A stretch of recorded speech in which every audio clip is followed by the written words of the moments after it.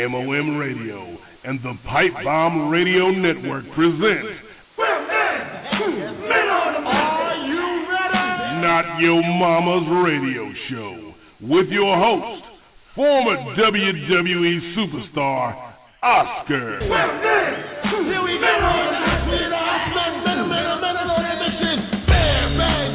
Here we go.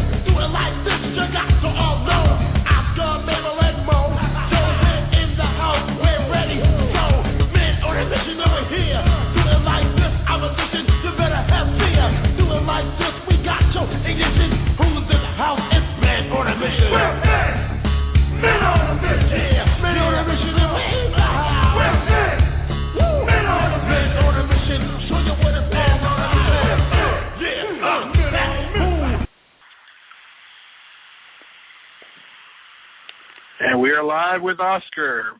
How you doing, Oscar? Hi, Felix. How you doing? Another week. How you been?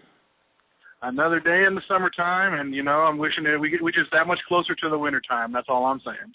Yeah, I know. Every day is closer to the wintertime because summer out here where I live at only lasts like 3 weeks. What's the weather like out that way? Oh no, I mean it's nice. It's done gotten warm. Summer has finally set in out here. It's waxing and waning a bit. With some warm days and then some days going back to being cold, cool, or whatever. But summer has finally taken a hold and has, set in for the season. But it's not going to last long out here. It never does. Yeah, I understand. I do. Definitely looking forward to tonight's show. As we've been promoting quite a bit tonight for you, or in the last couple of days. Definitely have a big guest joining you tonight. Yeah, my guest tonight's going to be part of the Hart Dynasty, Jim the Anvil Neidhart. Looking forward to talking to Jim, finding out some of his history, his upcoming appearance at New England Fan Fest, and I definitely want to ask him what possessed him to chase me around the ring every time we had a match with him. Ask him, about Natalia and whole bunch of stuff to talk to Mr. Neidhart about. So we should have a good time. But first, let us discuss the breaking news going on from WWE. A bunch of talent seemingly got the axe today. They have released JTG of Crime Time, but Crime Time hasn't been on the program almost since I was on the program. So, so if he's just not getting released, I hope he was getting a check every week. But no. Yeah, go ahead. Oh, no, I was just saying I definitely understand what you mean. Yeah, no, I mean, your Crime Time. When the last time you seen Crime Time? Last time you seen Crime Time? I think it's been since about 2008, 2009-ish. Okay, now, here's the thing. Unless something has dramatically changed, if they have not released you, they still at least pay you. I mean, they still at least send you a pretty substantial check every week. So maybe they were trying to decide on... Well, 2008, 2009, they were never gonna bring them back. I don't know. I wish I got released like that. All right, Oscar, you go ahead and do your thing. We gonna think about what to do with you, and kept sending me a check every week. But that's JTG's story. But more seriously, some of the people that have been released have been active. I mean, active as of late. 3MB is now going to be, 2MB, 1MB. Drew McIntyre got released. Jinder Mahal got released. Oksana, Kurt Hawkins, Teddy Long. That one was a surprise to me. A lot of people. Oh, yeah. Camacho and the Funkasaurus is just as extinct as Godzilla now. Brodus Clay, gone. That's a shame. Evan Bourne, and Yoshitatsu. Now, all of these are released, but yet Hornswoggle still lives. I'm really perplexed. I'm perplexed by that. Life is full of ironies.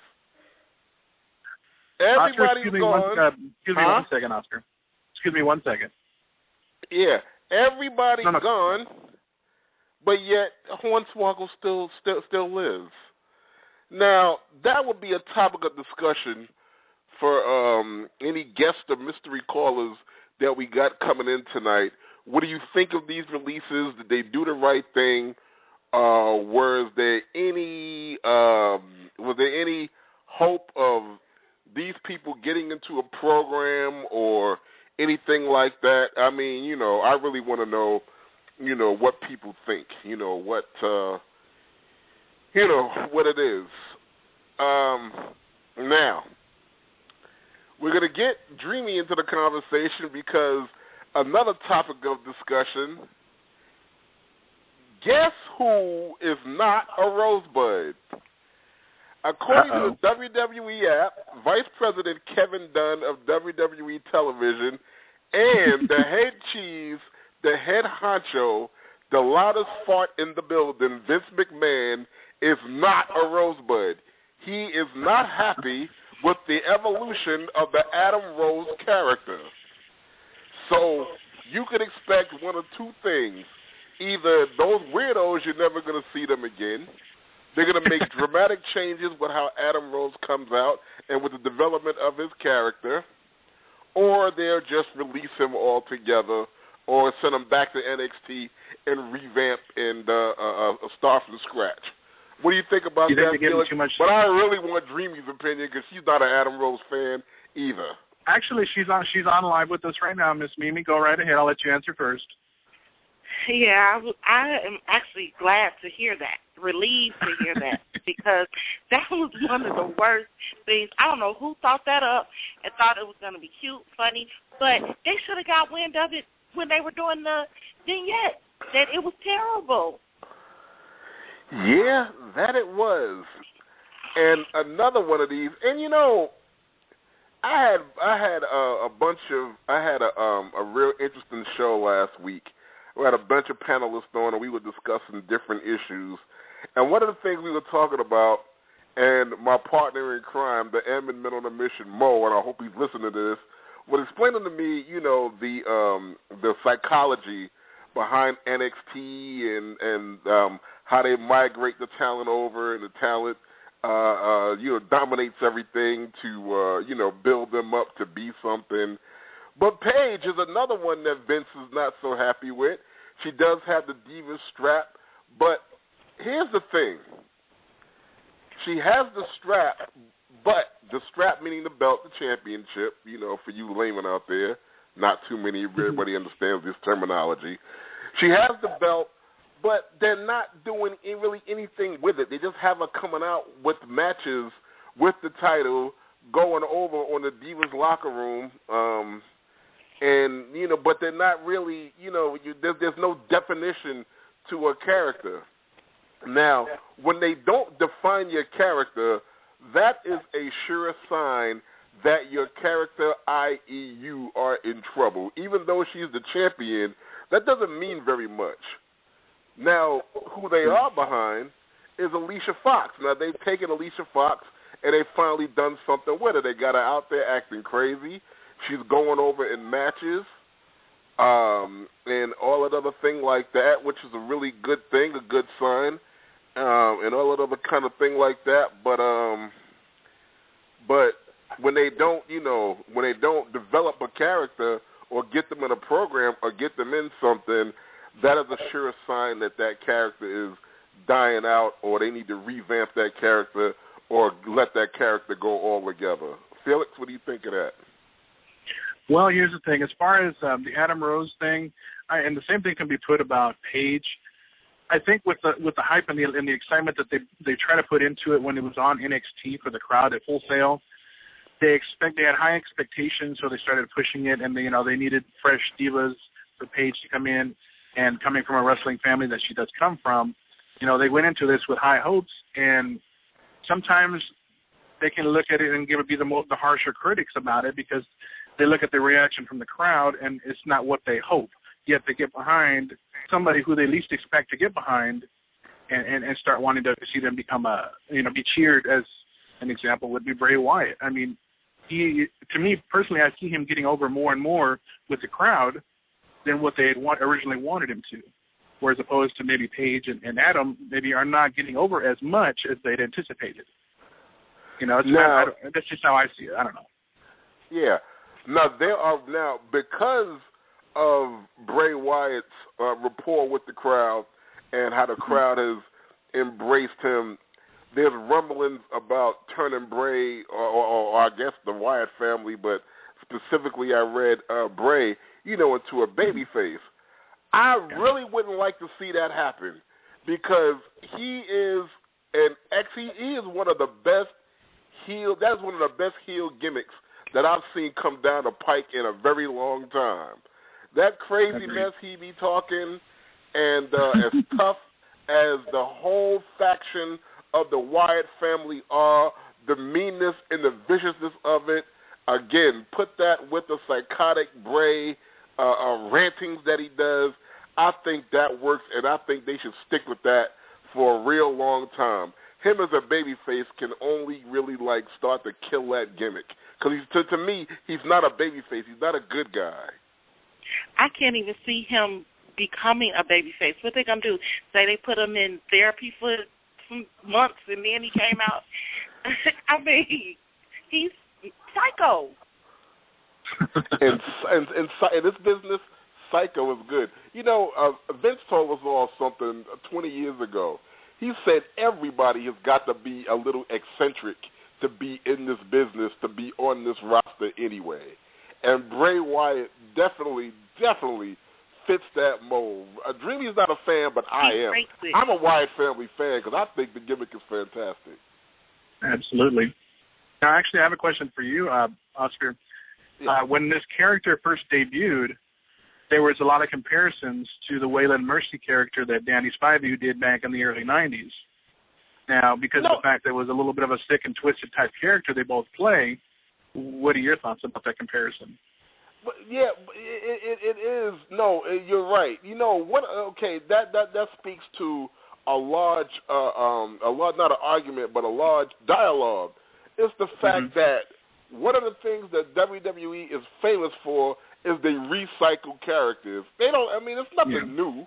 It's nothing new. Yeah. You're right. No, Bray Wyatt is a reincarnation of Waylon Mercy, but the difference between what they have done successfully with Bray Wyatt as opposed to Waylon Mercy, where they fall a lot, what they do a lot is when they try to recycle a character, the character they recycle is still a carbon copy of the 80s or the 70s or whatever they're carbon copying. The difference with Bray Wyatt, with the Waylon Mercy comparison, is Bray Wyatt is tailored more towards this era, and that's what makes it successful. That's a good point. A very good point. So, I mean, yeah, but the turn him, baby, if they are planning on doing it, I hope that they don't do it too soon. I mean, it's just like with the whole Seth Rollins situation. The Shield, they oh my God, they broke that up way too soon. That faction had 6 months to another year of life left in it, just the way it was. I mean, they could have gotten to they could have kept the Wyatts as heels, kept the Shield the way they was, and they could have had a feud that went on all the way up until the next WrestleMania if they'd have did it right. The Shield could have continued to dominate. They could have. They could easily have taken a top-notch character and replaced Batista and kept Evolution going if Triple H still wanted to be active and wrestle or whatever the case. Or if he wanted to keep Evolution going, they could have did that. There's a whole bunch of different scenarios that they could have done, keeping the Shield as it was, but they saw fit to break that up. Do I think that Seth Rollins going rogue and breaking away from the Shield is a great career move for him? No, I don't think so. I mean, I could be wrong. It could be great for him, but I don't think so because he's not the breakout star of that group. Roman Reigns is the breakout star of that group. Roman Reigns is the one that has the most promise, and if there's anybody from the Shield who in a single scenario, the one that could conceivably, believably, get titles, win a Royal Rumble, be a champion, be it U.S. Intercontinental or even a world title, Roman Reigns could be that guy. I don't think Seth Rollins he's got talent, but he doesn't have that charisma. What do you think, Dreamy? Because you're What are you giggling for? I definitely agree with what you just said. I really don't see Seth Rollins being the man of that group anyway. So, I mean, I'm curious to see what happens with his career so far. I mean, as it goes on, I'm curious to see what happens with the Shield, period. If Dean Ambrose and Roman Reigns are going to continue on or, what they're going to do with that. Well, I mean, it's like everything else. I mean, the whole thing is stay tuned. I mean, it's like last week, and I'll go back to what I said last week. The WWE is a gift that keeps on giving. I mean, they keep you, with a lot to talk about. They have a whole lot going on. I mean, I've just found out literally 10 minutes ago about these releases. I wasn't even going to start the show off with that. But they never disappoint. The program, keeps you talking. The whole backstage thing keeps you going. I mean, the company never sends me another dime. I just love them because they make a radio show. So anyway, Felix, yes, sir. What are your thoughts about the Shield? What do you think is going to happen? What do you think? You're a wrestling aficionado. What's happened with that? Honestly, in my opinion, when it was going to be time to split them up, I expected, like most people that I've spoken to, I was looking at Dean Ambrose making the switch because he's got that maniacal type character that I could see it happen. Seth, he's a talented guy. I'm giving credit where credit's due, but I didn't see that one coming. Roman, he comes from that Samoan dynasty, and I'm pretty sure the sky's the limit, probably beyond the sky. But I mean, I'm a big mark for Roman Reigns. I expect a lot of big things for that big man. I didn't see the one with Seth. I didn't see that one coming. No, now on the flip side, agreeing with what you just said, that made it interesting. I mean, you're right. You did not see that coming at all. So the shock value, of that was very, very, very clever writing. Very interesting. Glad they did that in that regard because that just threw it for a loop where, I mean, nobody saw that coming. Everybody was like, whoa. And I heard that Seth actually got death threats, too, after his turn. Yeah, I mean, it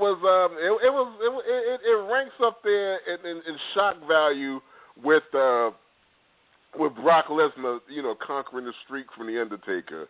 I mean, I have to say, coupled with that, this has been a year of, pretty unpredictable things happening, in the company where even those of us who are so-called aficionados, reporters, or wrestling insiders, we don't see it coming. Then the fans really gotta be marked out over these situations.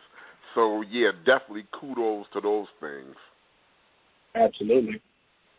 Because I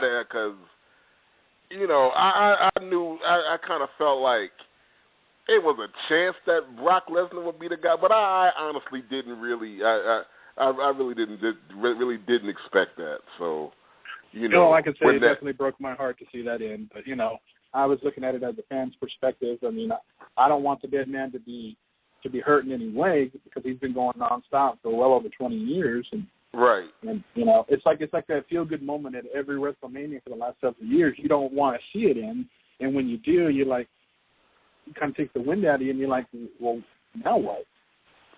Yeah, but looking at it realistically, all good things must come to an end. I mean, he had to lose to somebody eventually. I just didn't expect it to be, I just didn't expect it to be right then. Now, with that going on, there are also rumblings in the community, in the wrestling community, that Brock Lesnar might get the belt for a time and then go against Daniel Bryan, because Daniel Bryan's been stripped of the title, as we all know. I've been hearing rumblings that Brock Lesnar may get the belt and that Daniel Bryan may get it back from him. The problem that I got with that is, okay, Brock Lesnar is not even part-time. He's like a character on the old Batman series where he makes a special guest appearance every 15th episode. So for him to get the belt, that would be that would really tick me off, because you got a lot of people that are there right now that are with the company, they're there every week, they're wrestling every night, they put themselves on the line and all other kind of thing like that. And for Brock Lesnar just to come in and just get a gigantic payday anytime he calls Vince up saying, I feel like coming to work, I'm just not too thrilled about that either. What's the difference in that and Paige just coming in and with grabbing the title? I'm not thrilled about that at all. So, but the difference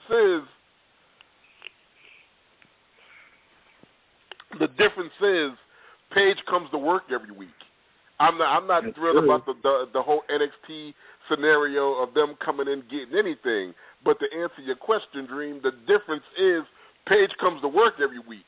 She's wrestling on house shows every night. She's still over there at NXT and flip-flopping here and there and all that other kind of thing like that. But she comes to work. Brock Lesnar shows up to get a WrestleMania check.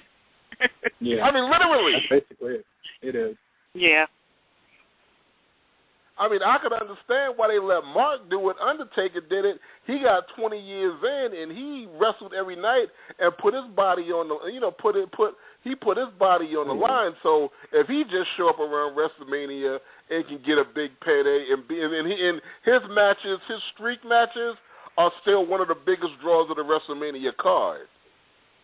Oh yeah. So for those who are asking, what's the difference between that and that? That's the big difference. Brock Lesnar just show up and get him $1 million payday. That's really got to make the rest of those guys in the back. That's really got to make them feel real good about themselves.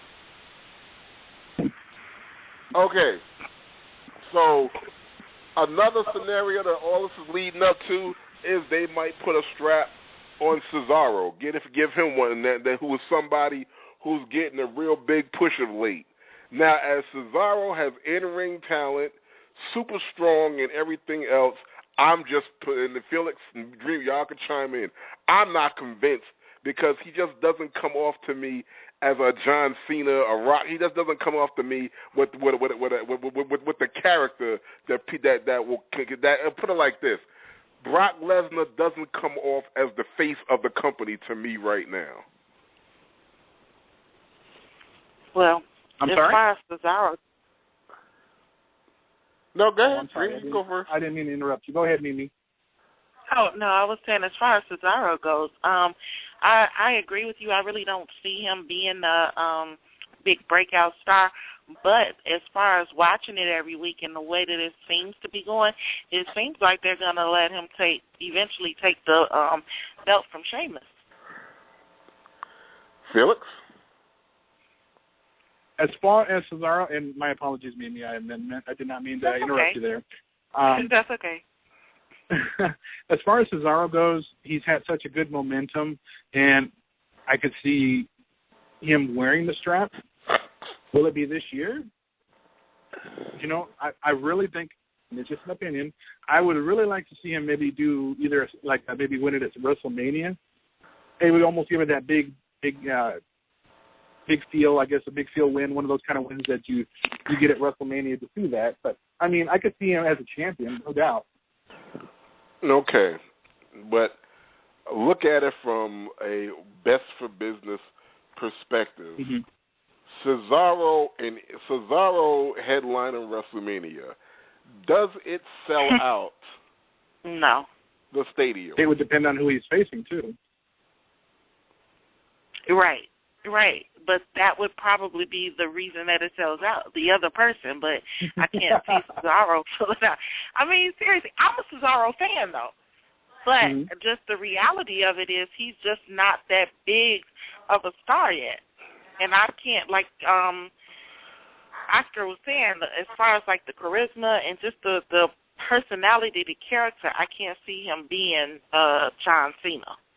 Which is why, and to validate that point, that is where the Paul Heyman factor comes in. Cesaro needs a Paul Heyman in order to get him over. Because love him or hate him, Paul Heyman is a character. Paul Heyman, I mean, that was the whole concept ever since when managers first came out. Managers were the mouthpieces of wrestlers that had in-ring talent but did not have the charisma really to speak for themselves. That's where your Grand Wizards of Wrestling came in. That's where your Lou Albanos came in, your Jim Cornettes, your J.J. Dillons, But even though J.J. Dillon, and I always reference the Four Horsemen, even though the Four Horsemen were successful because even though they had J.J. Dillon, all those characters could talk. Ric Flair could talk. Arn Anderson could talk. Tully Blanchard could talk. I mean, Barry Windham was decent. I mean, everybody was, that's what made that faction successful. Speaking of factions and shifting gears, speaking of factions, I think it was you, Felix. Didn't you watch the Faction DVD and had a comment about the fact that on the Faction DVD it had D-Generation X as the number one faction of all time? Well, here's the thing about that one. It was actually on the WWE Network countdown. It did the top 10 factions according to WWE.com, and as Austin pointed out, of course, this was done about 2 years ago. But nonetheless, time-wise, it has really no reflection on this. But they put guys like, the Dangerous Alliance. They put, some people would say the Heenan family were not a faction. Okay, that's arguable. But, there were a lot of great factions in the fact that they put DX, they put Evolution in the top 5, yet they didn't give recognition, or at least not meant recognition to the Horsemen. I believe they put them in at number 4, and the NWO at number 3. That was kind of disappointing to me. Yeah, but see, here's the thing. You have got to recognize the source. They put DX as number 1, Evolution is this, but that DVD was executive produced by Triple H. Yeah, you're right. You hit the nail on the head. That's just like me executive producing the top 10 tag team DVDs of all time. Who am I going to say the number 1 tag team of all time was Men on a Mission? So, yeah, I mean, right. I mean, but okay. Egos out of the equation. In real talk, who was, in your opinion, the best faction of all time? The best faction? You know what? How about if I give me a second to chew on that one? Mimi, how about your opinion? I'd love to hear yours.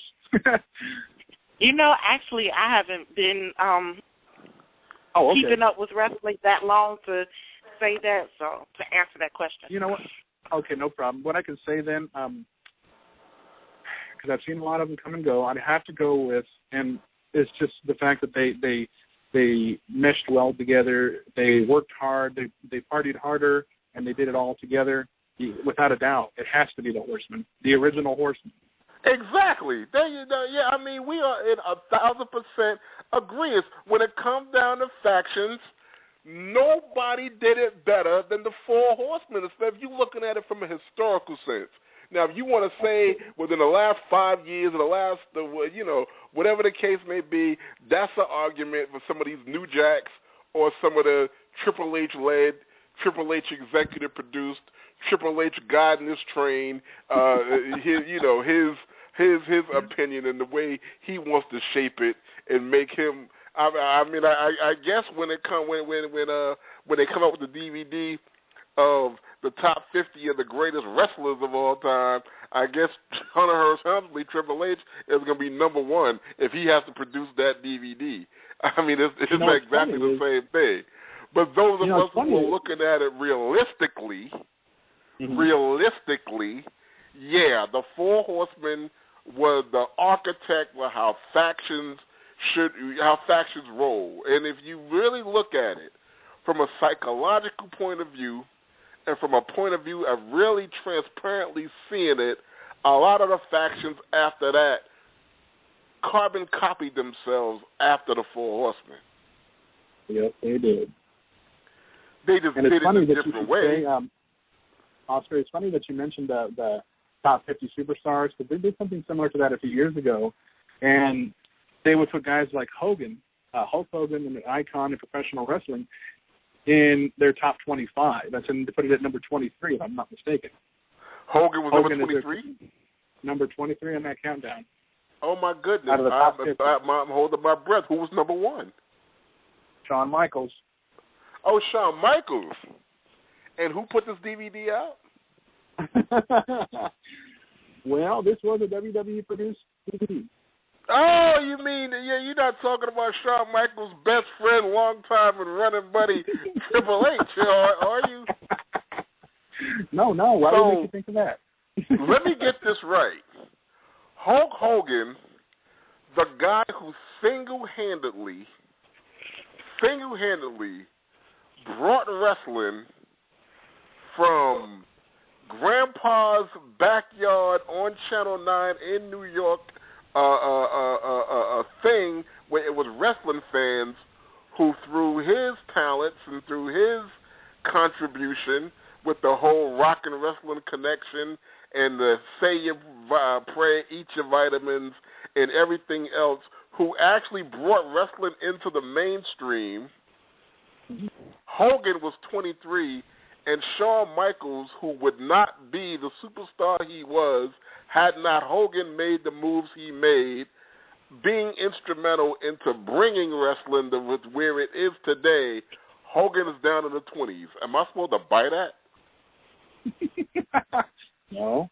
I personally think that's ridiculous, just because due to the fact that people that aren't wrestling fans, my mother knows who Hulk Hogan is. She doesn't know who Shawn Michaels is. All right, whoa. Okay, wait a minute. Let's not lose our heads here. We can't take away Shawn Michaels' contribution to the whole thing. I mean, we can't take away Shawn Michaels' contribution to the whole thing. He has a huge contribution. Shawn Michaels is one of the premier talents of the business. I know that, but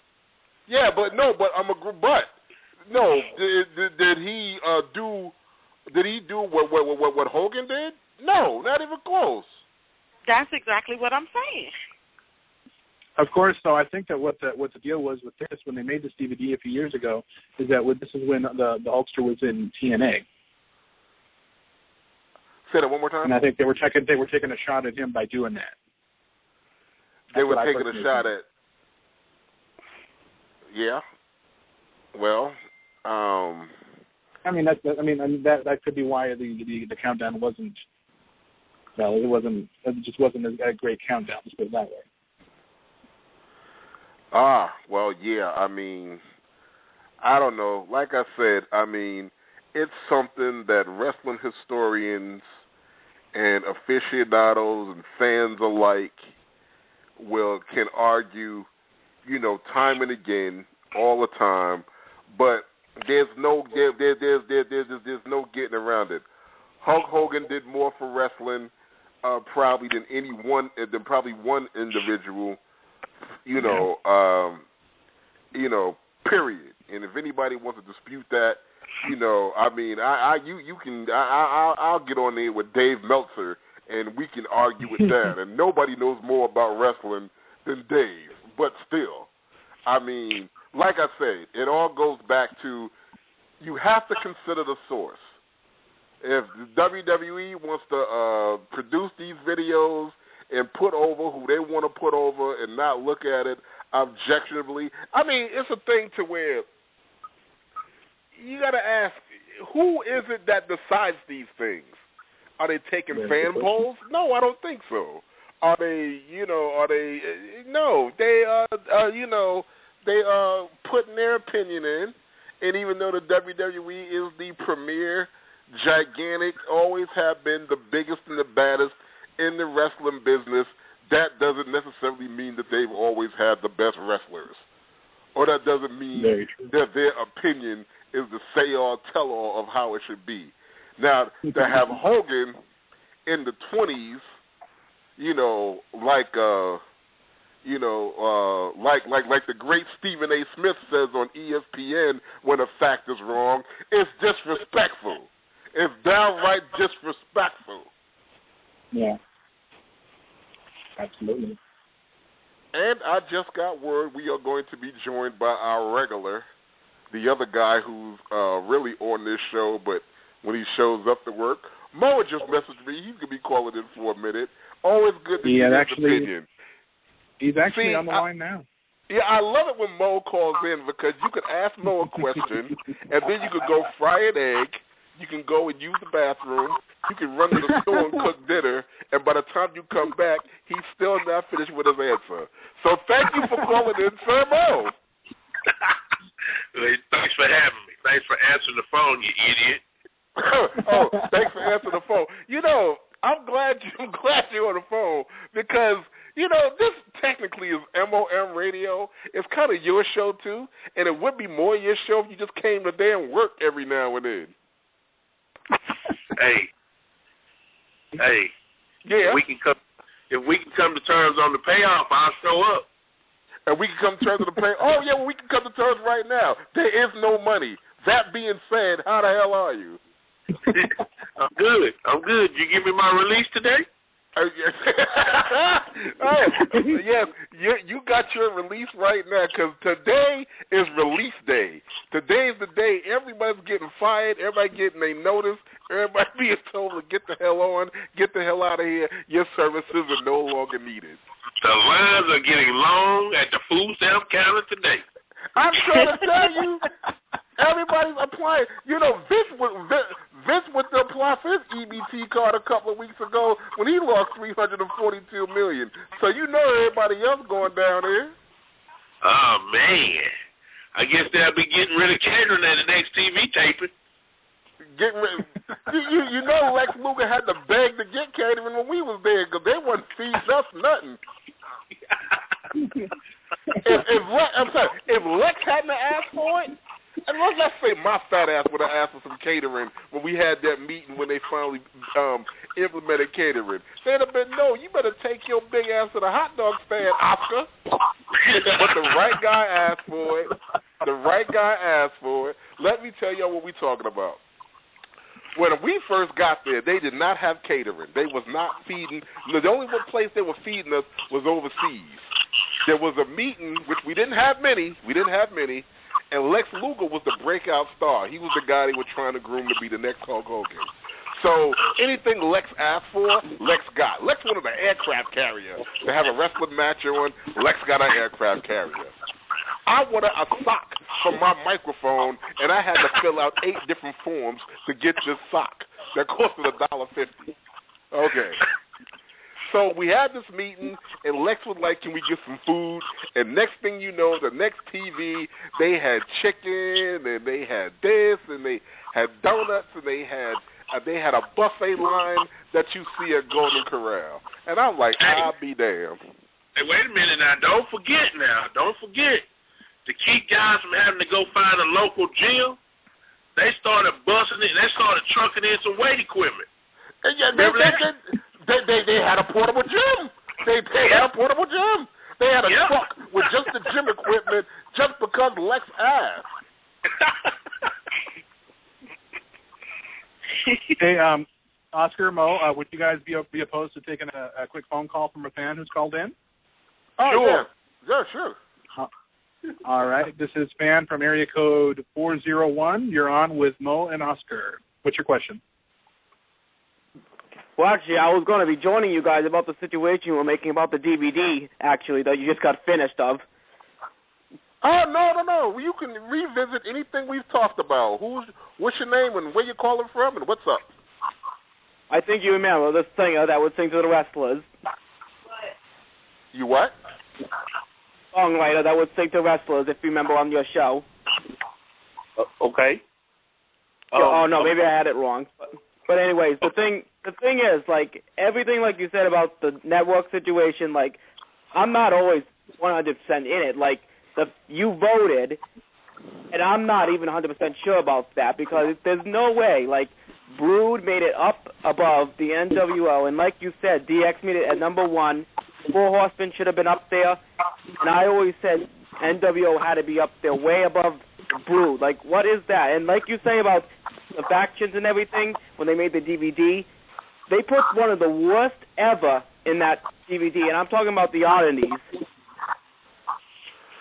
Oh my God! You know what? See, wait a minute. Did we make that DVD?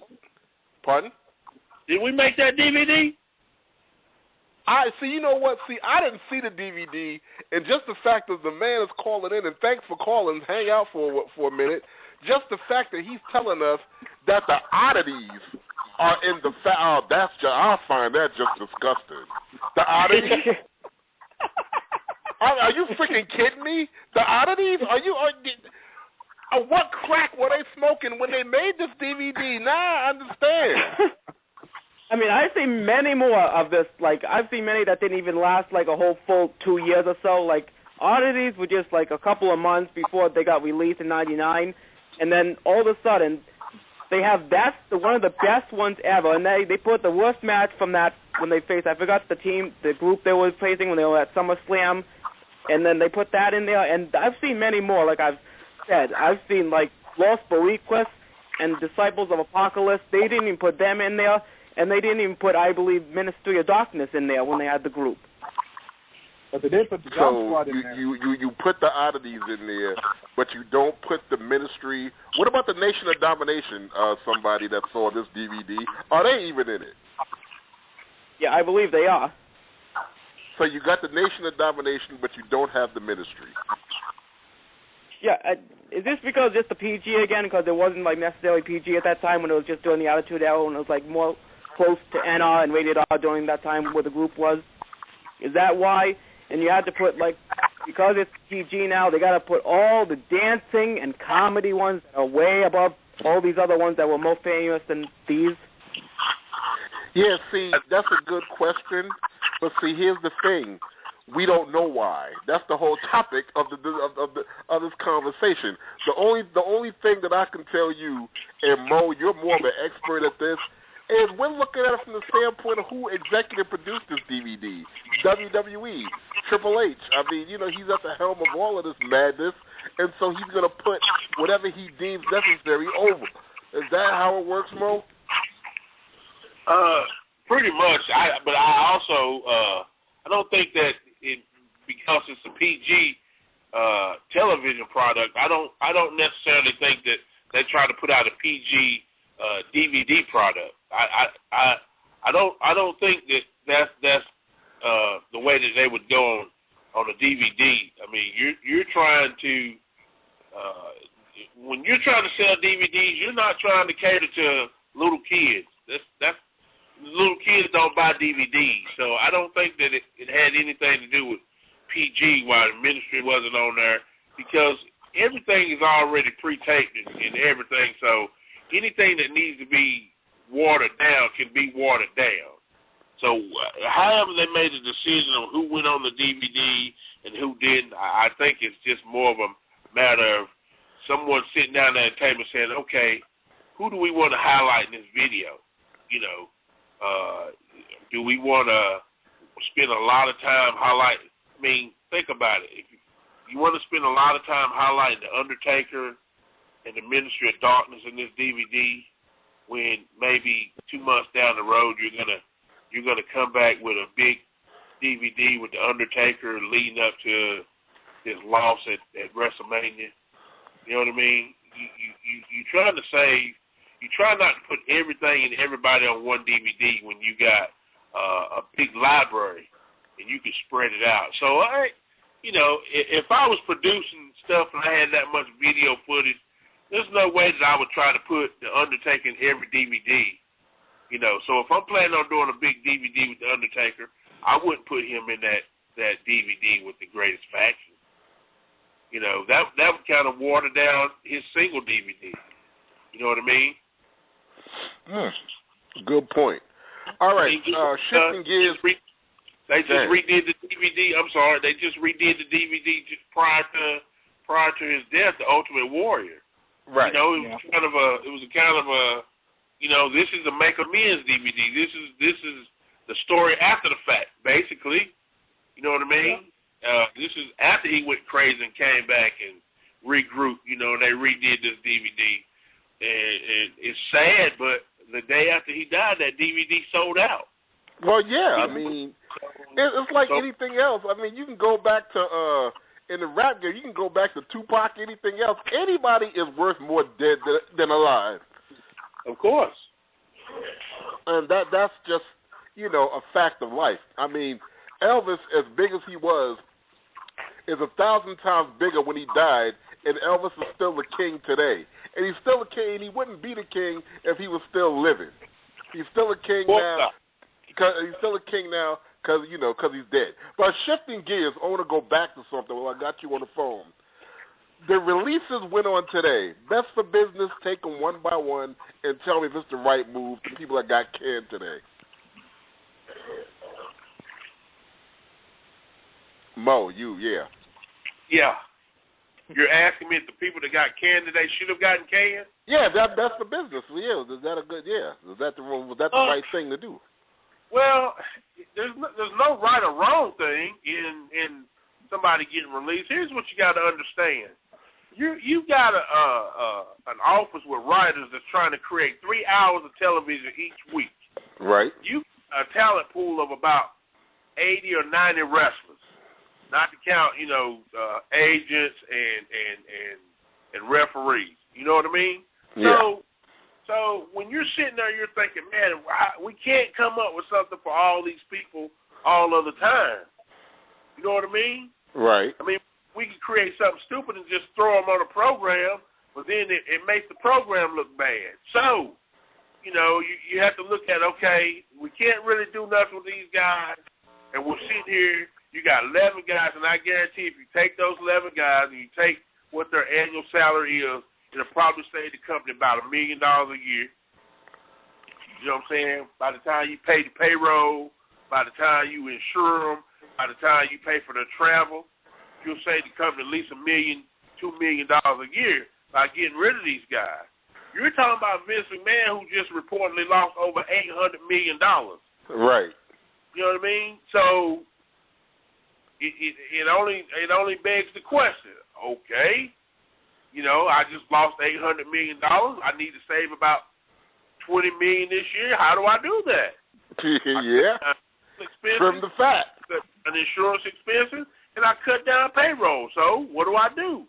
Surely, a lot of those guys have been around for a long time, so they're not making $40,000, $50,000 a year for as long as they've been there. They got to be up around the $100,000 range. He cut 11 people. Right. Easily $1 million, man. Easily. So they wasn't doing anything with them, nothing serious anyway.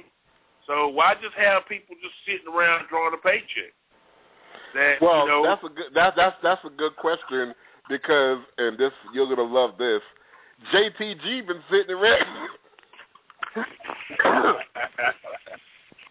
Dying over here.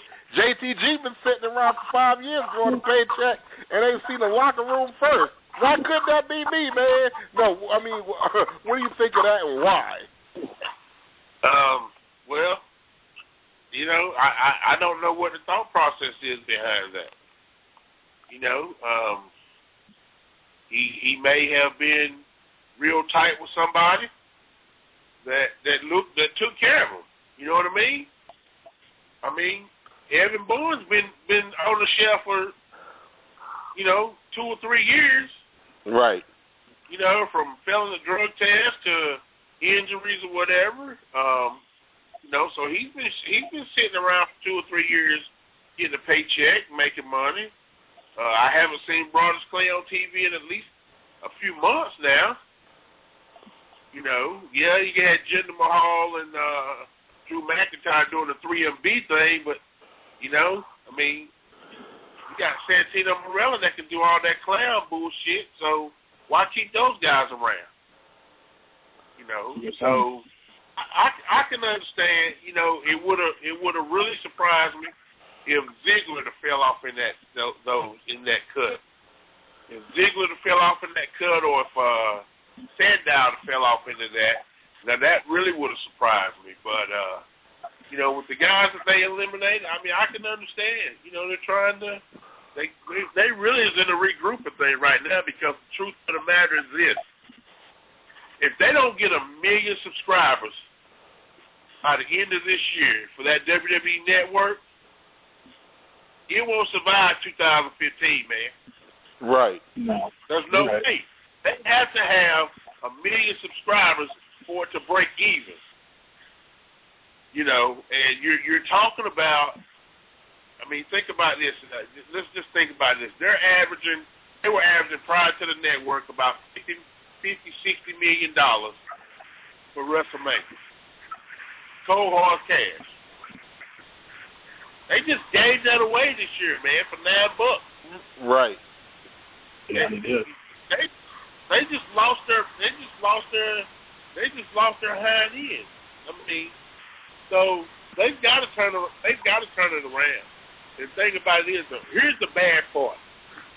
The bad part is, because nobody don't want to lose face, they won't just pull the plug on the network.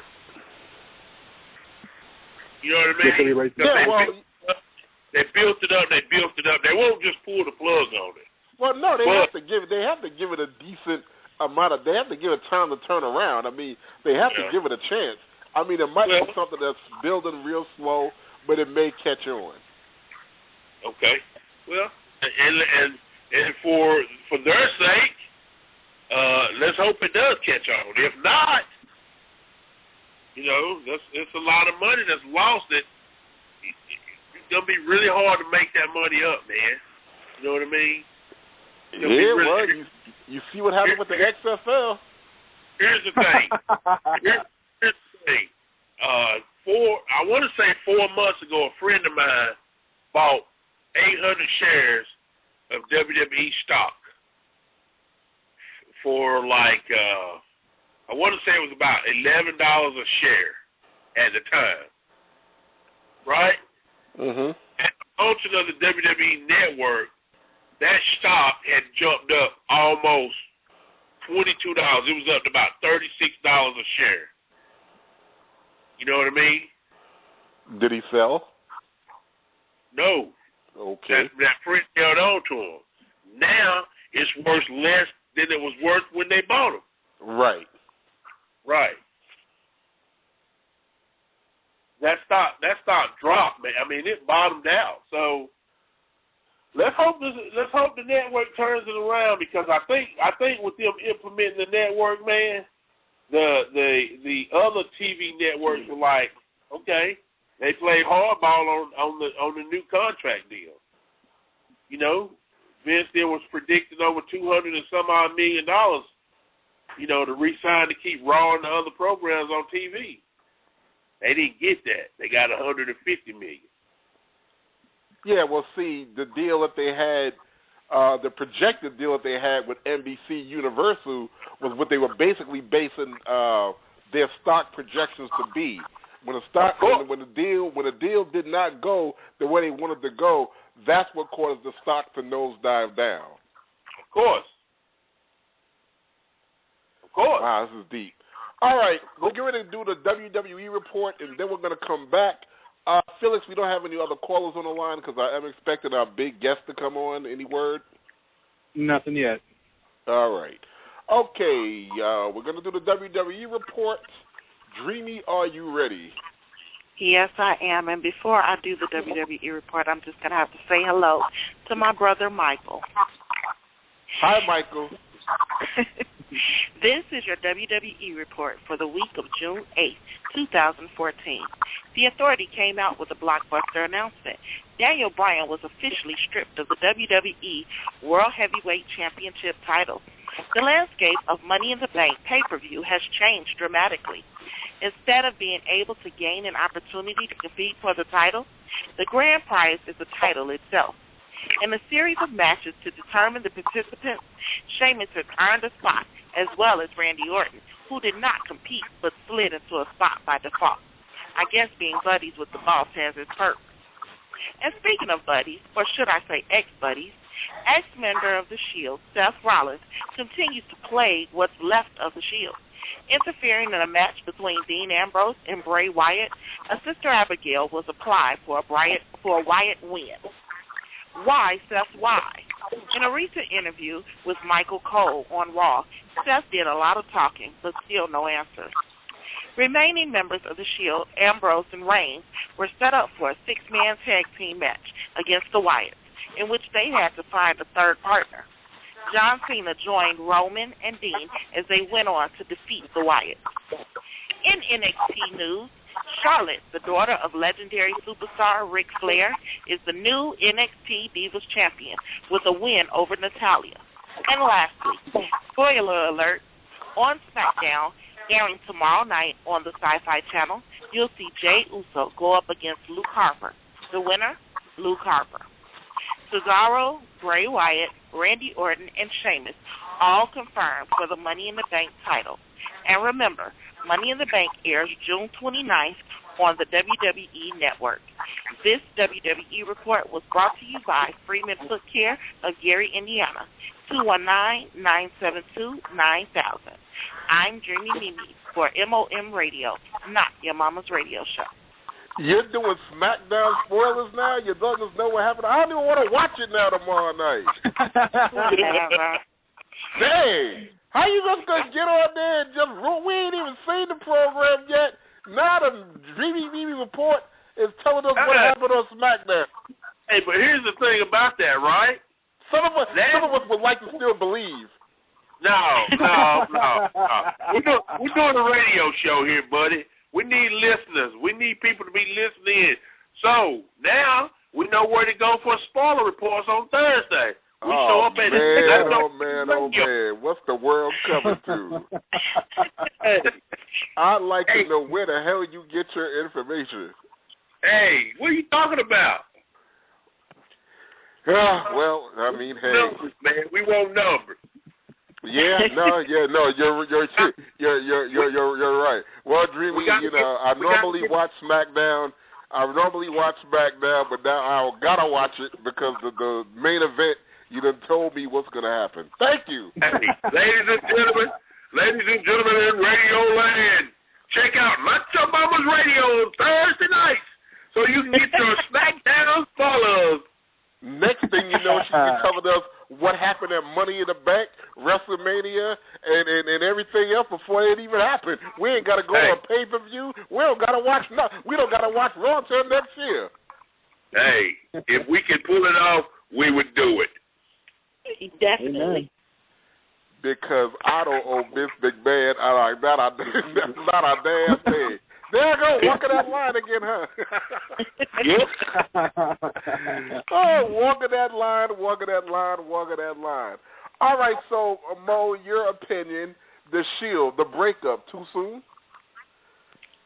No, not too soon. I expected it. I expected it to happen a lot sooner, not too soon. I think the way they ended up doing it was not surprising, though. The way they did it was not surprising? No. The person that ended up leaving the group, that surprised me. Okay, right. But knowing that Dave Bautista was leaving, and they needed to fill that spot for the Evolution, I could see that. Yeah, but okay. I'm glad you brought that up. But Seth Rollins, is Seth Rollins the Shield's breakout star? No. Roman Reigns is. Of course. That's why you keep him a babyface and put Seth Rollins a heel. Of course. The person that left the group was not the star. Right. The two people that stayed, those are the stars. The person that left the group is gonna get a bigger push because of the magnitude of heat that he garnered from leaving. But he wasn't the star. him leaving is what gives him more star power. The 2 stars are still there. Yep. And then once that wears off the fact of or the shock of him leaving, then that's pretty much it. Right. Once the fans get on the fact that Seth Rollins left the Shield, then he's done. Yep. You might as well flip him over like a pancake and throw some dry syrup on him. He's done. It's kind of like, I can think of a lot of people that have done that in different forms. It's kind of like Oscar getting beat down by Men on a Mission. Men on a Mission stayed because they were the stars. Oscar's nobody. Only difference between Oscar and Seth Rollins is Oscar got flipped over like a pancake. He was done. He was done, man. And the 2 stars, Royal Mabel, they turned heel and they stayed. Son of a bitch. Wait a minute. Hold up. I wasn't a star in that whole situation. I wasn't a star in that situation. You went from Mo to I'll agree, but you went from Mo to Sir Mo. They call you Sir Mo even today. Yeah, they do. Matter of fact, if the name Sir Mo is on a poster now, I know I'm not even on the show. That's not true. What? That's not true. That's not true. You just hard to reach. I'm sorry, Sir Mo. What? You just hard to reach. I'm hard to reach. No. I'm hard to reach. This is how hard I am to reach.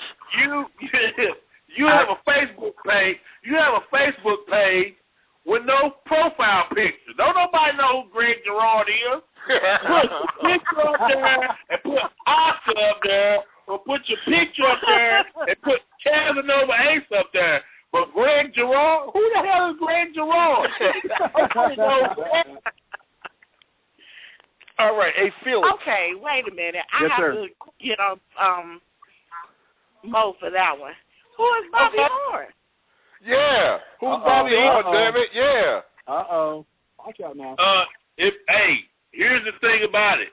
If you look at my Facebook page, if you look at my profile picture and you see Bobby Horn, and right below that you see the word Sir Mo, and there's a picture of me with a big-ass grin on the WWF Tag Team belt, people know who the hell Bobby Horn is. My point is, Greg Girard, put a picture on your Facebook profile so people know who the hell you are. Hey, Felix. Yes, People sir. call me what happened to Oscar? What happened to Oscar? What happened to Oscar? Hey, if you Felix, look up Greg Girard on Facebook, you'll find Oscar. I want you to tell this jabroni and a whole bunch of people listening now, how do you follow me on Twitter? That's actually a good point I was going to bring up to you right now. Actually, Oscar, it does have a Twitter. It does have a picture of him, Mabel, and Mo on the Twitter page. It's at MOM_Oscar. He is going to be active on there very soon. I definitely helped him set that up so he can stay communicating with all of his fans, and that way they know just where the hell Oscar's at. Exactly. He's on social media. Good. So now they can find your fat ass. You know, I didn't sign up for this abuse. I want to thank you for calling in once again. Uh-oh. Hey, you didn't sign up for what abuse? What abuse? Man, I would never abuse you. Oh, shit.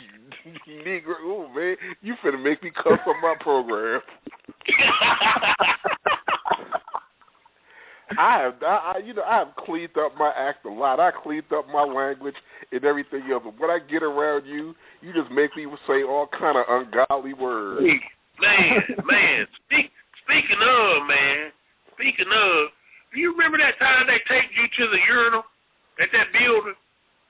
See, when they covered you with shaving cream and everybody took turns pissing on you? You remember that? Okay, all right, whoa. Nobody pissed on me, okay? Oh, my God. All right? Nobody pissed on me. Now, they take me to the urinal. They sprayed the silly string, and they even put a caterpillar on my back. But nobody pissed on me.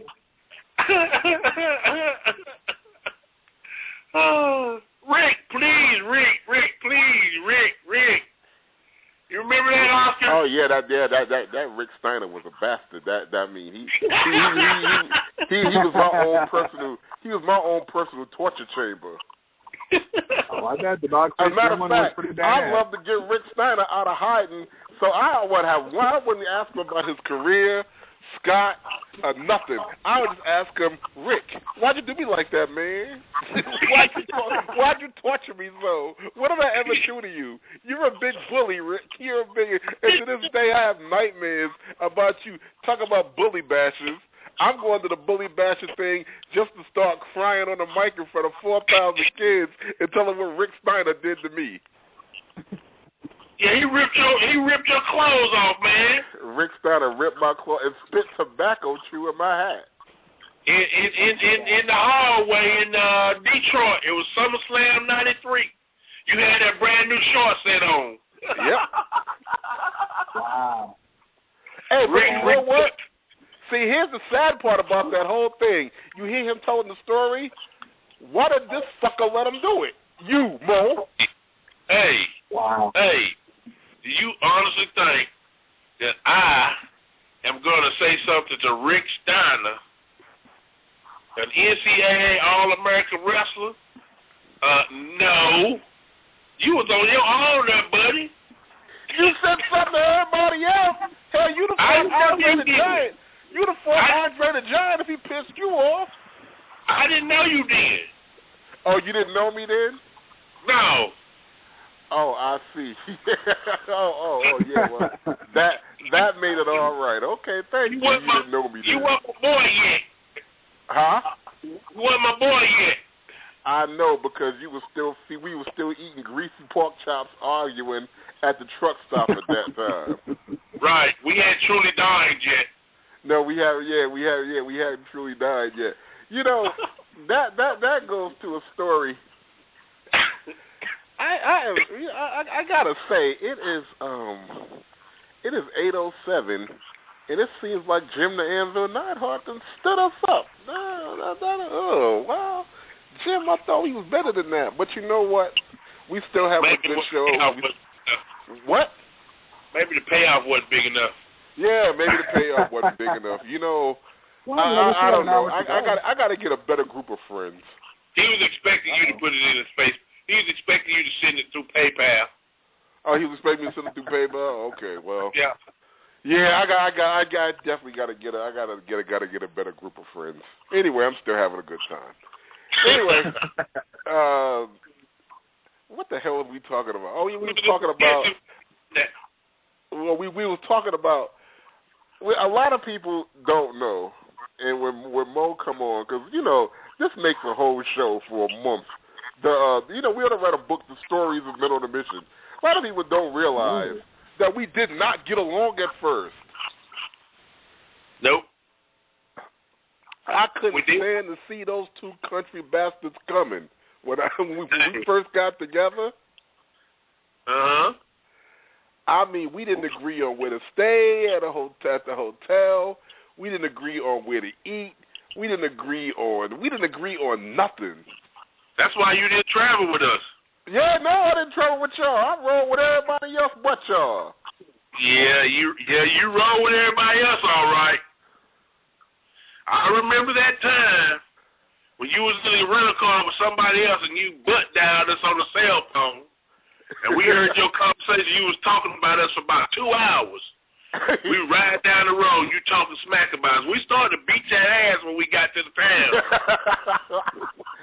I mean, I must have said every hateful thing, and I did not know that I butt down them, but I butt down them, and they were listening on the phone, and I must have said everything on the planet that was not complimentary about Bobby Horn and Nelson Frazier. Yep. I mean, I was going off. Those assholes, they're lucky to have me. Who's in charge of this thing? Me. Who put this thing together? Me. They would be nothing without me. I can't stand to look at them. I mean, I'm depressed on my way to the arena going to see him now. Matter of fact, I'm going to tell Vince that I would need a new tag team tonight. I mean, I don't know what I said, but it was not good. They should have whooped your tail for that one. Hey, okay, hold on a minute. They wasn't no better. They called me Eddie Kang Jr. when I got released, and then I showed up at an event just to say hi. You know Eddie Kang Jr. from the 5 Heartbeats? When he came to the thing and he was all cracked out. So they ain't innocent by no means.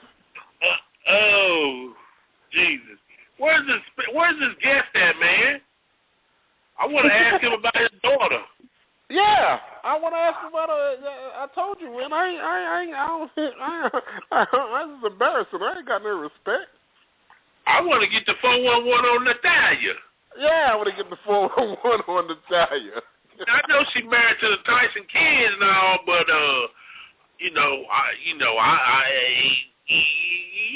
player. Yeah. Well, I want to ask him how he feel about his daughter's career though, for real. All right, see, we wasn't gonna lead off. She had that pretty phenomenal match too that she had. Yeah, we wasn't gonna lead off. We ain't gonna lead off. Should he call? We ain't gonna lead off asking him about Natalia. We do want to ask the man about his career. Oh, okay. Of course. You want to get cussed out? Yeah, I'm Jim the Anvil Neidhart. These black bastards got me on here to ask me about Natalia. Call Natalia. Hey man, it's not your mama's radio. Yeah, that's right. Well, yeah, it ain't your mama's radio either. But I want to keep this show for a minute, so I'm not gonna do it by listening to you. First thing we do, ask that man. We called you up, Jim. We know you used to be the Anvil. We know you had a career, but let's talk about Natalia. Every question we ask her, that man to hang up and kick our ass at New England Fan Fest. Oh man, you just still ignorant as you want to be. Oh man, who that? You know what? It just dawned on me all night long. I'm thinking that you said Zach Gowen. Who the hell is Zach Gowen? He was the one-legged superstar. Oh yeah. You know what? I'm thinking you talking about Zack Ryder. That's why I was on the thing talking about he under contract and can't do interviews. That's what. Yeah. You lost me on that. I was like, okay. No, we talking about the one-legged superstar, man. All right, well, we need to get a hold of Mr. Gowen and get him on there because that is a real interesting story.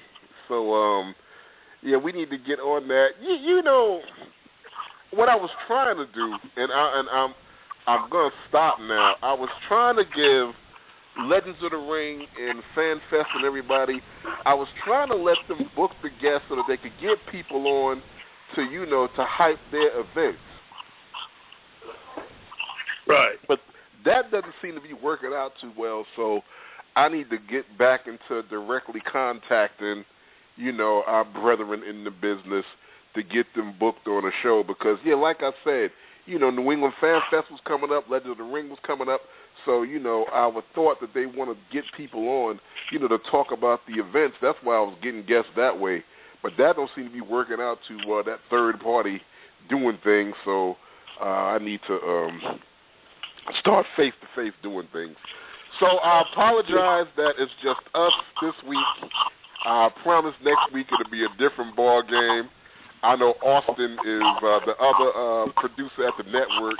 He's home right now kicking his stuffed animals because he really wants me to get some legends going on here.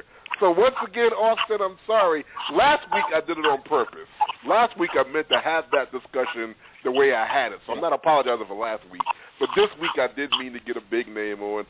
So Austin, I'm sorry once again. It's just me and the guy that used to be in Men on a Mission, Sermo.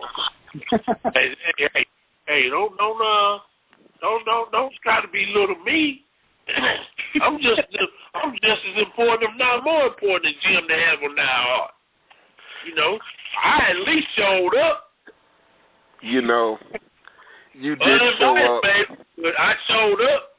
If only that were true, that you were just as important as Jim the Anvil Neidhart. No. You're a big name. You're a legend in this business, and I am very grateful and glad that you lend me your time, with to grace me with your presence. Because there are 1,000 other things that you could be doing right now. Yep. Like arguing, and you're gonna like this, Felix. Like arguing with 7-Eleven clerks over 50 cents over a soft drink.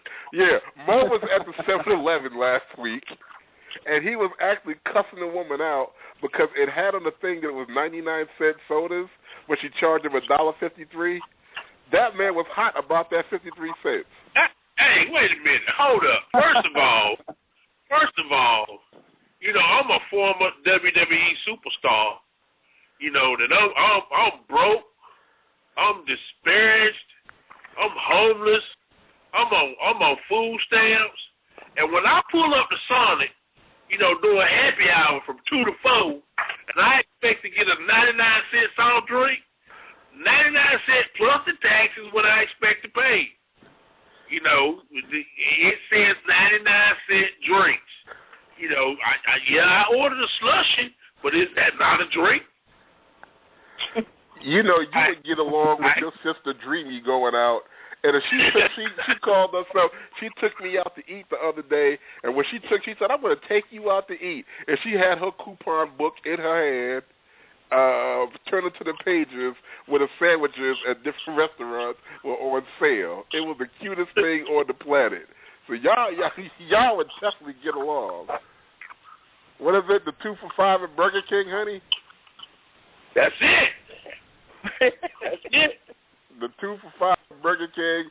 And today I got me a Subway. I thought it was a $5 Subway. She was like, "Yeah, what?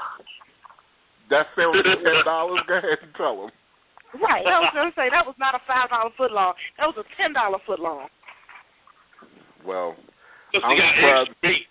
What? You must have got extra meat. No. Oh, you didn't get one of the $5 special. You got something else. Right. Exactly. Yeah. I can't stand taking somebody somewhere and say, "Look here, $1 menu," and they go grab a Big Mac or something. No, dog. For $1, you get a McDouble. Not no Big Mac, Jack.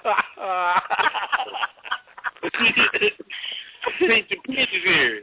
Well, see, look, I know you understand because your boy, he don't understand that. Oh, God. Yeah. It'll come to him when you take him home and you feed him oodles and noodles for the rest of the week. It's going to be like that. Oh, she done told us we ain't having nothing but peanut butter and jelly, turkey bacon cereal. Look here, man. I'm sitting here looking at the clock right now, waiting to midnight for my EBT card to get loaded. So, hey, I'm trying to hold on right now. I know how that game get. How much you get? $71.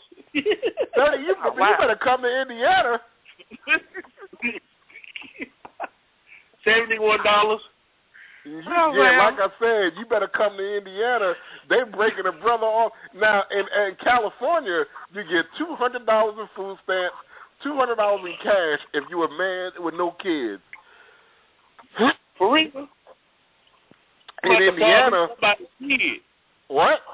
I'm going to have to borrow me somebody's kid.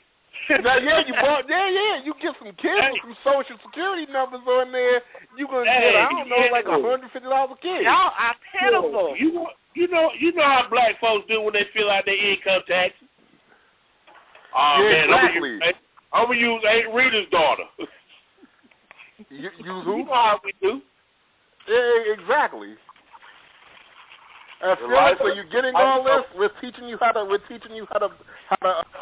get on welfare when your career has fledged and bottomed out. Hey, did you get your package from WWE this week? No, I did not. Did you get yours? The money management package, the financial assistance, and the scholarship information. I'm sorry, what you say, Felix? Oh no, I was just saying that that's something we actually touched on last week about WWE doing this financial assistance for former stars, and looks like Mo actually received his. Yeah. No, did you get yours? They offer scholarship money and all that stuff. Did you get yours? Nope. I just read about it. Okay, now explain to us what all does that entail, because I haven't gotten it yet, but I'm expecting to see it. I'm guessing. What all do we? Well, and I talked to a couple people too. They like if you have like financial problems, they've got some financial counselors that can help you do some money management, some debt restructuring. Also, they're offering like a $5,000 a year per year grant for you to go back to school and get an education. You have until there's a certain time here in the next month or two that you have to sign up for it before you lose it. Okay. So you might need to call up and find out where yours is, because they went out in the mail. It's like I said, I mean, that's all fine, well and good, but like I said last week, I'm in my 50s. I mean, offer me a package to go to school right now, that's all fine, well and good, but it's like I said, if they want to do something for a brother, to use some of that money for bail money, because some of us slip up. Well, I mean, you can always go to what is that something Sale University? They do the video graphics and music, and what's that called? I believe the name of the college is Full Sail. Yeah, you can always do that, man. It'll help you out with your radio career, or maybe video production, or maybe you can do some graphics, man. Anything, man. It's something that you can just sit at home and do. I mean, you're never too old to learn. Right. Yeah, it may not be a bad idea, because I really would like to learn how to work the board. I know how to broadcast, but I never do nothing about the equipment. So that might not be a bad idea. Look, man, just look. My thing is this right here. You left there. There's no retirement. I mean, at least if they offer you something, at least try to benefit from it. I mean, Scott Hall and Sonny done been to rehab like 32 times. I mean, when you think about it, that's 32 vacations they've been on, eating filet mignon and drinking red wine. I mean, so... Yeah, that's a good question that you would know the answer to. Where do they send them? Where do they go? Man, there's different places, man, but from what I understand, they've only been to the best places, bro. They ain't been to no ghetto rehabs. Oh, so they don't send you like a homeless shelter for rehab people? No.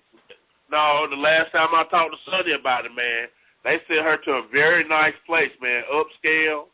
They send you to a nice place. Now, I don't know if they were sending you to a nice place. I don't know if there's too many nice places where in your area, but, you know what I would do if I were you, Oscar? I'd call them up and tell them you got an eating disorder. You need rehab to see where they send you.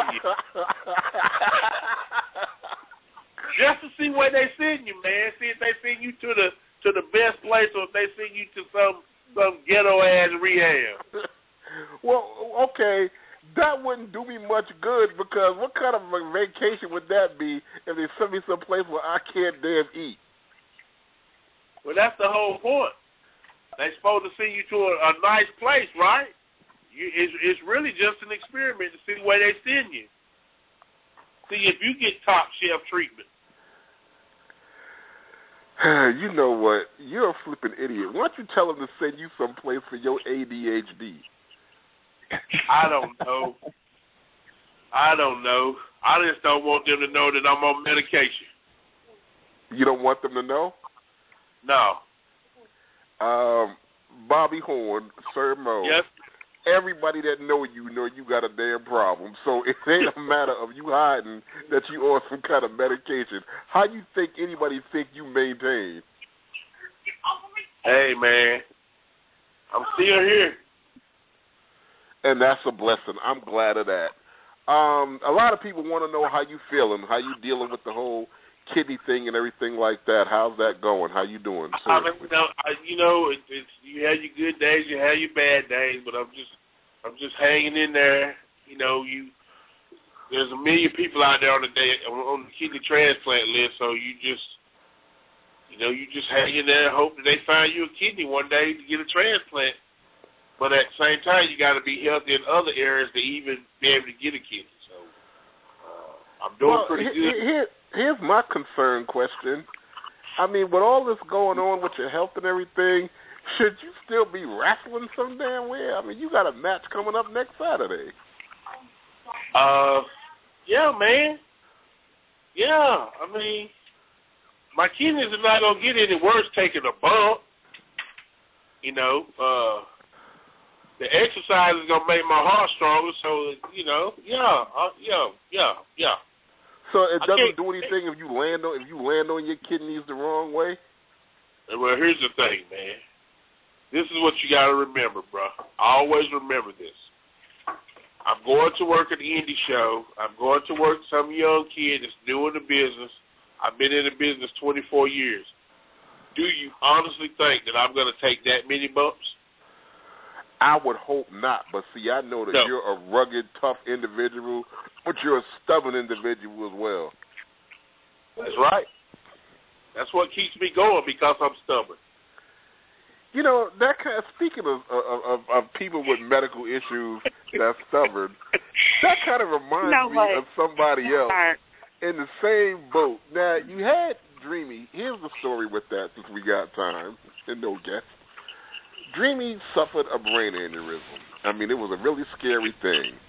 And she was in the hospital for a month, and she recovered very well. I mean, it's a miracle she's still with us. She's as healthy and vibrant as she is, but she still has health challenges with it. She still, as the doctors say, waxing and waning. She has good days and bad days. Days where she feels weak, days where the heat makes her, feel nauseous, about to pass out. And, she needs rest more than anything else. But she runs around like a jackrabbit on crack. And I'm trying to get her to calm down and sit down. She acts like everything going on in the world is more important than her health. And it's driving me bananas. Now that I put it out there, Mo and Felix, give her some advice. Hey, I'll give you, here's my advice, man. My advice is this, man. My daughter was supposed to live to make it to 1 year old because of all her medical issues. Our doctors told her not to tell her that there's nothing she can't do. Just let her do whatever she wants to do and let her live. So my advice to you is, you just got to suck it up and live with it, man. Let that woman live, dude. Let her go while she can go.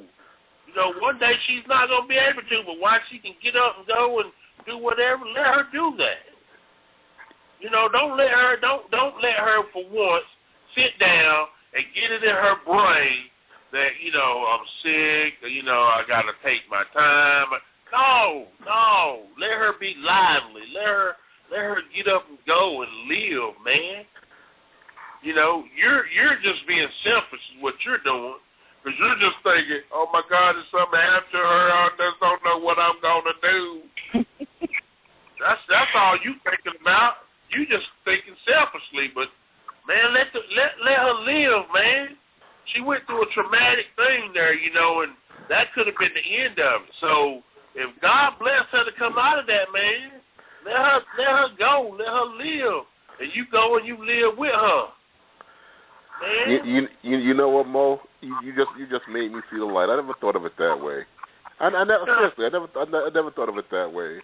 That is a very well, lucid, thought out analysis of it, and I never looked at it that way. That being said, you could go your ass to hell, okay? Go to hell. I want her to get some rest and I want her to recharge her batteries, and I want her to be able to be around. So she needs to get some rest to recharge her batteries, because she run around like a chicken till she done ran all her energy out. Hey, guess what? Guess what? If you know anything about an automobile, right? Yeah. The battery charges from the alternator as the engine runs, dummy. She don't need to sit still and let the battery drain, dumbass. You know, I don't know why we're friends. I honestly don't. I don't know why. You know, you and your sister, they need to get an apartment together, and y'all need to y'all could just wither away together. The sad part about that is, if we did that, you would cry.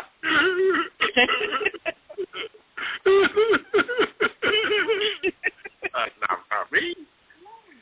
I'm on the radio. Hey. Who's that? That's your niece, Christian. Christian, we doing a radio show. She wants to go to Sonic. Oscar, I'm going to Sonic. Are you going to Sonic? Yeah. I don't know what Sonic for. The dollar drink special was over, you cheap bastard. What you going now for? Hey, we got coupons. Oh, you got coupons. Oh, well, take Dreamy with you. We got coupons for free ice cream. Oh, well, yeah, by all means, yeah, you going. Hey, where's your guest at, man? We don't have any guests. I just told you. This is sad. We don't have any. At this time, shut up, Mo. At this time, Felix, the executive producer of the network, is on the phone. Felix, I'm sorry. I apologize. Please don't cancel the show for this mishap and this misstep. I'm really trying to get it together, and I'm going to find myself, okay? I really apologize. Hey, honestly, Oscar, you know what? I was just talking to. Oh, I'm sorry, Mo. I just wanted to just let you know that Austin and I were having a discussion, and it's really not an issue. I mean, things come up. We have the same issue on our show. Sometimes guests aren't able to make it, and a lot of times we have to improvise. And, you know, having Mo on here with you, having Mimi, you know, God rest his soul, and this means this is no insult to Mabel. You guys kind of are having your own little MOM show right now. I would never say that to insult Mabel, and I hope you guys know that. Okay, well, I appreciate that. Yes, we're going to get it together. The show is going to be everything that I dreamed it was going to be. Sir. What? Oscar. What? We're going to wake up tomorrow. We're going to have our future endeavor papers. We're going to have what? We're going to have our future endeavor papers from Pipe Bomb Radio.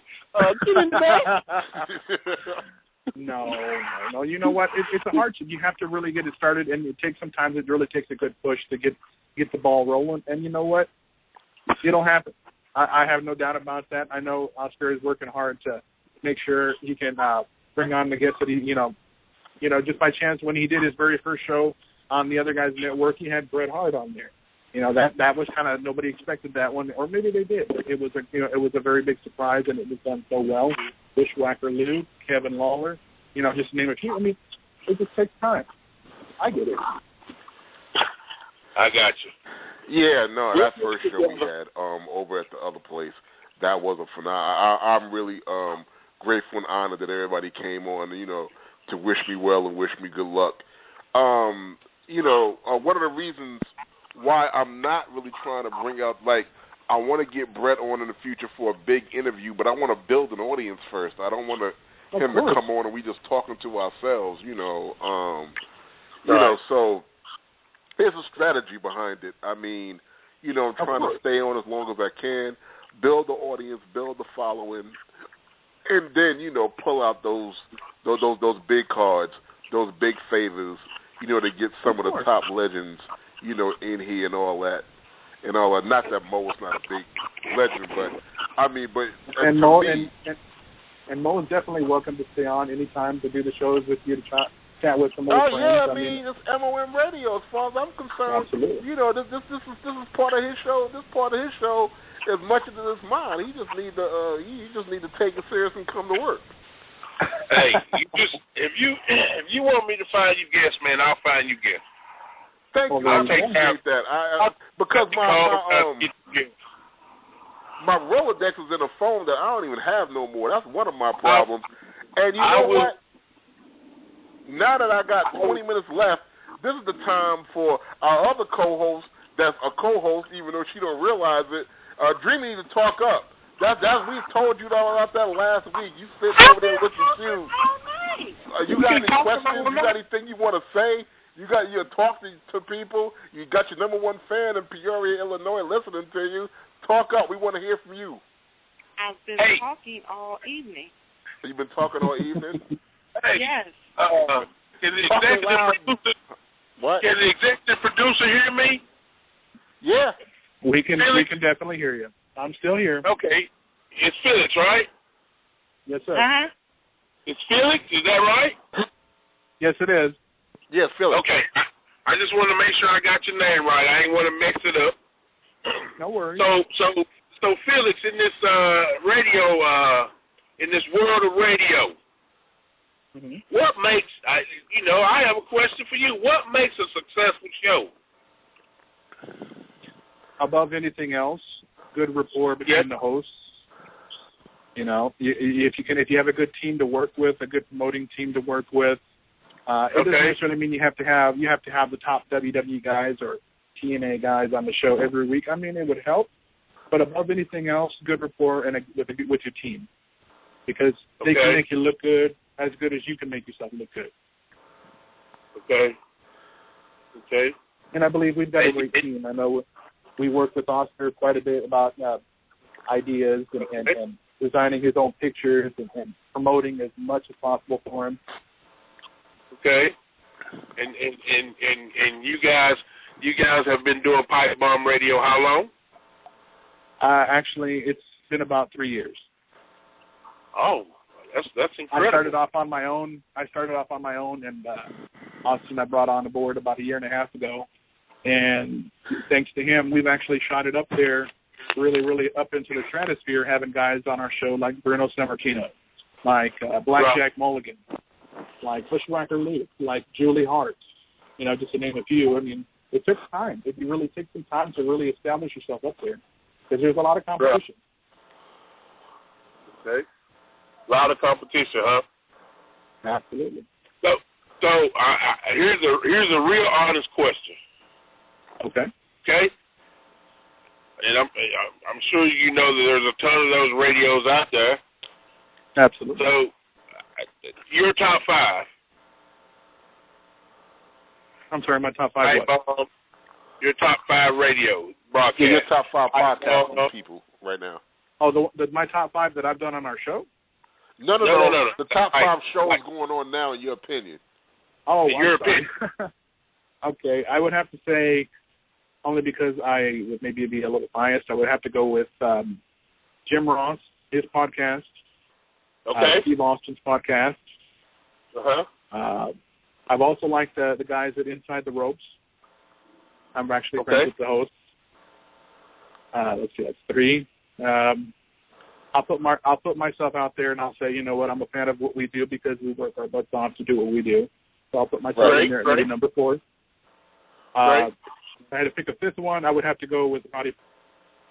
Oh, okay. Okay.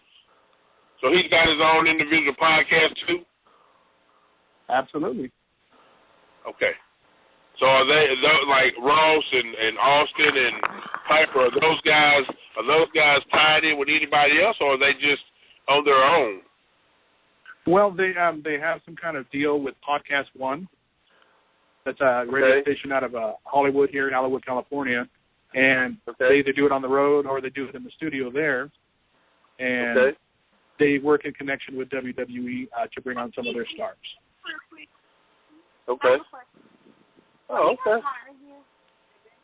So besides, I've always been a fan of Jim Ross. Another good one is IYH In Your Head with Arda Ocal. I think they have a good one.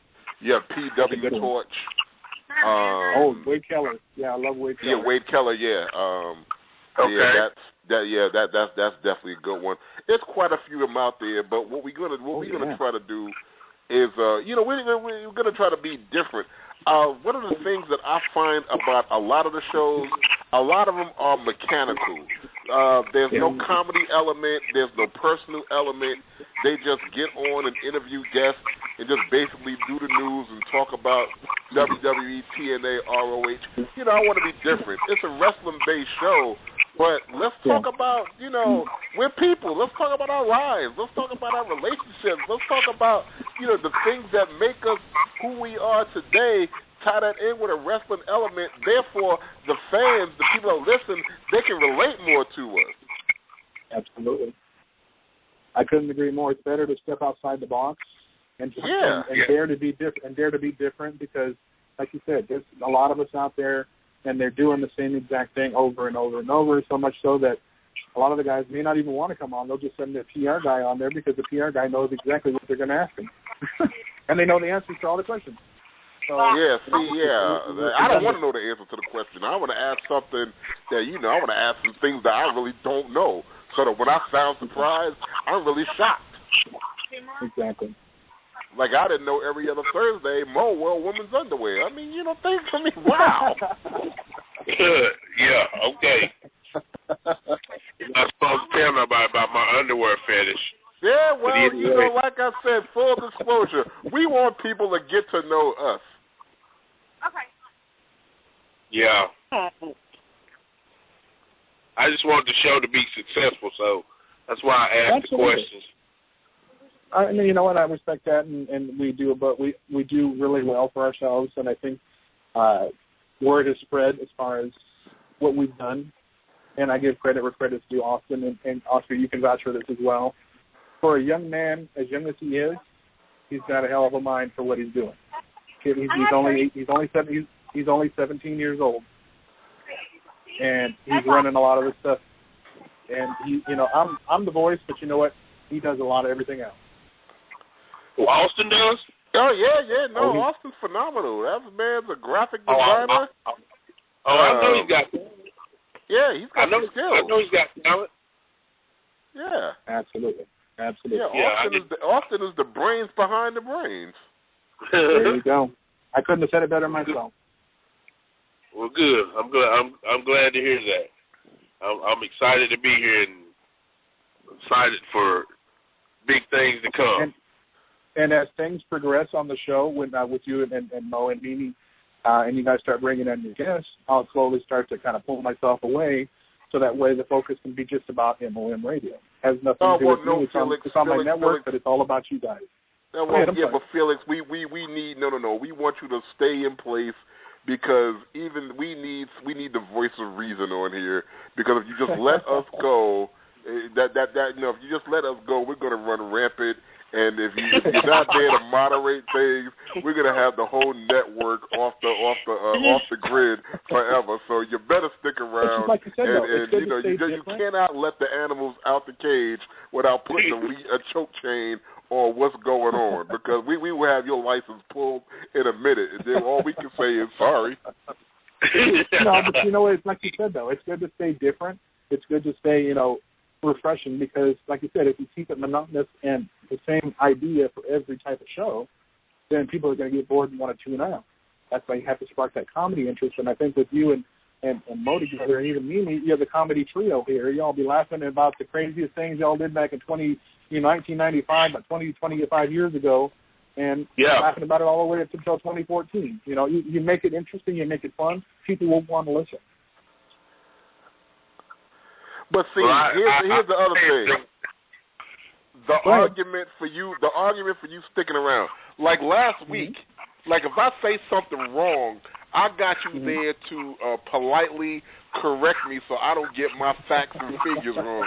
Because see, me personally, I'll be talking for an hour, and everything I say out my mouth could be wrong. Wrong is two left shoes. It'll be entertaining, but it'll be wrong. Somebody got to be the great equalizer to step in and correct me, because I don't know everything. Yeah, and he thinks he does.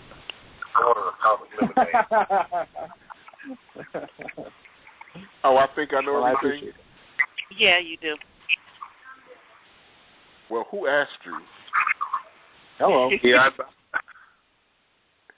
Marital spat. The show's about to take I'm surprised you didn't come with one of your slick quips real quick, because we can go there. I'll lose, but we can go. I'm trying to be nice on the radio. Oh well, no. See, that's the thing. We don't need you to be nice. We need you to be. Just wait till you go out there. I know. If you think you're lonely now, wait till tonight, right? Yeah. Hello. Only thing is, I don't have a couch to sleep on. Hey, Oscar. Yeah. Did you get your release today? I meant to ask you. Did I get my release today? Yeah. Mo, I'm glad you asked me that question. I got my release 20-some-odd years ago when you and Big Mabel beat the hell out of me and decided that Men on a Mission didn't need Oscar no more, and I got voted off the team, violently disrupted off the team. And then about 3 weeks after that, you know what? I'm glad you asked that, because I'm gonna tell y'all a quick thing. When I got my release letter in the mail, it was like breaking up from a marriage that I was in love with. It hurt. It is a hurting thing when you get that letter and it say that the WWE has elected not to renew your contract. When you read those, you have to read that more than once to be like, did it really say that? And it hurts. It is not an easy thing, so I can relate to what those guys are going through right now. They might put a happy face on and say, well, I'm going to go do big and better things and all that, but it really hurts. It's like a lover that just made love to you and got up and left $10 on the dresser. Only difference is I didn't get the $10. Right. It's a hurting thing. It is. It is. It's a hard pill to swallow. My letters didn't come like that. How'd you get yours? Well, see, here's what happened. It's the Royal Rumble 96. Nelson had splashed Henry Godwin, supposedly hurt him. Right. We were in the dressing room. Undertaker's cussing Nelson out. Right. I go into the dressing room. JJ's in between Undertaker and Nelson. Tells Nelson, just leave, go to the other dressing room. We go to the other dressing room. Nelson like, man, let's just go home. I was like, what? He's like, let's go home. I said, we ain't going to TV tomorrow? He's like, no, man, let's just drive back to L.A. and catch a flight home. So we leave San Jose, drives back to L.A., catch a red eye back home. Monday morning we called JJ and tell him we decided we wanted to leave because we already done made up our mind we're going to try to go to WCW. It's within our 90-day window to give my notice anyway. JJ says, okay, but you got to ask for your release in writing. So we type it up, notarize it, send it to them, get it in writing. We get a letter back a few days later telling us, we've been relieved of our contract. All pending payments due us, besides royalties, we forfeit. That's how it was. I'm sorry, so all pending payments you forfeit? All the money that we had come to us for the last 20 shows that we had done, we forfeited that money. Did y'all know that when y'all left in a haste? No. That's a lot of money to leave on the table. Well, yeah. Wow. But in our minds, we stood to make more money by going to WCW. That was a time when, Bischoff was spending a lot of money. The problem with that was 2 days before Nelson and I was supposed to meet with them and sign a contract, Scott Hall and Kevin Nash shows up. Guess what happens? Yep. The rest is history. They didn't want to work with y'all. That's right. So WCW didn't sign us. Did they tell you why? They had to tell us why. All they said is, we're not saying we're not interested, just we're not interested right now. It didn't take a rocket scientist to know when Scott Hall and Kevin Nash showed up down there, we wasn't getting in. Right. They were part of the clique. Those were the guys we had a problem with. Boy, that clique sure had they had a long reach. They did. They did too. Actually, they're going to make a new Click DVD soon, too. They did what? Actually, I read somewhere that they'll be looking to create a new Click DVD sometime probably later this year. No, I'm not surprised. I'm not surprised that they would. I mean, you know, they got a lot of history. They did a lot, and you know, the Click ran the generation in the Attitude Era. Yeah, they did. I remember. Can I pose a question to both you guys, Mo and Oscar? Yeah. With an upcoming TNA pay-per-view coming up this weekend, the Von Erichs, led by Kevin Von Erich, their boy, the sons of Kevin, will be making their debut in TNA pay-per-view Slammiversary. Right. What do you guys think about the Von Erichs showing up on TNA? Do you think that could help them in any way at all? Help TNA? In TNA, yeah. I don't think so, man. And the reason Do you think that ship's kind of already sunk? I think, because I think he stayed away too long. Kevin did. You know, yeah. Kevin just went into obscurity. You know what I mean? Yeah. But I think he stayed away. He stayed out of the limelight too long for them to make an impact. You know. I mean, maybe over time, but TNA didn't have a real good track record of knowing how to produce anything. Well, they lost a lot of great talent too. Right. We were talking last week about being grandfathered in, and you know, about, you know, the different lineages of how the descendants are, you know, getting into these territories. That being said, the Von Erich sons, or whatever they are, these Von Erich boys, this Von Erich generation that's coming in, they're going to have to prove themselves as talents, and that's going to take time. They're not going to be famous, and they're not going to draw, and they're not going to get over just because they're Von Erich. If they can go in and they can be as charismatic and as talented as the Usos are now, because the Usos are standing on their own, in my opinion. If they can do that, it's going to take a while for them to do, then they'll be successful. But they're not going to be successful just because they're Von Erichs. Well, of course not. I mean, think about it. The Wyndhams didn't just pop out and, you know, Bray had to go back to the drawing board. That's right. This whole thing with Bo, you know, I don't believe yet. I ain't quite a believer. Woo, no, we ain't believing over here either. Woo, no. I ain't quite a believer yet, so, you know, I just don't think that just having the Von Erich name is going to be enough. Right. You know, I just don't think so. I think that they're going to have to be. I think they're going to have to be charismatic like Kerry was. Exactly. And it's going to take that, and that is a hard pill to swallow. Those are some big shoes to fill. Yeah. They're going to have to be charismatic like their Uncle Kerry was, the Texas Tornado. I mean, yeah. Though Kevin was a great worker, Kevin was from the old school, man.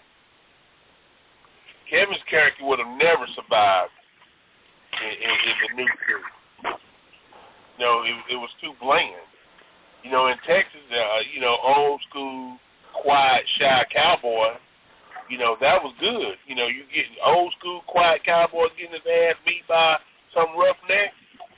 You know, that's good babyface heat. That would have never worked in this world of entertainment.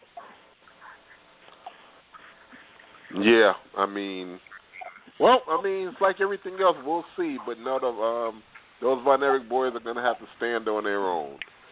Well, that's going to just about do it for another edition of MOM Radio. That being said, next week I have no idea what we're going to do, but we will be here next Thursday. Absolutely. And that's just about it. This is what happens when you run out of nothing. We're going to be I do back have one last week. comment, though. Yeah. Actually, wanted to ask both Mimi and Mo, Have you guys got a Twitter account as well, or do you guys just do the Facebook thing?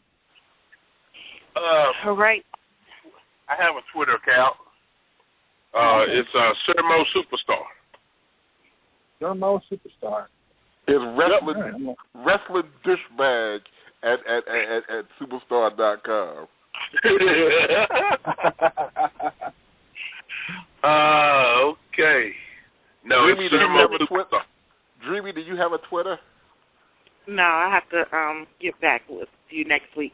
No, Felix set Dreamy up with her own, so she gonna get her own fans anyway. So we want to set her up with a Dreamy meeting. Just hey. Don't be posting none of them revealing photographs now. You know what? No. Keep the girls keep the girls covered. Always. Don't be like a whole girl that works for Howard Stern. Don't be getting nasty. You know what? I just don't know. I know you ain't talking because you got a ghetto ass your damn self. You post that online, we might make some money. Who? My brother or my girl foot? Yeah, you know. Wait. Tell y'all this. His ass is so big. When he first got his new singlet, his new his gear, his costume, his ass looked so good. And Tony Gurria was like, "Ooh, look at that sexy singlet." He did. I saw the slip of that too.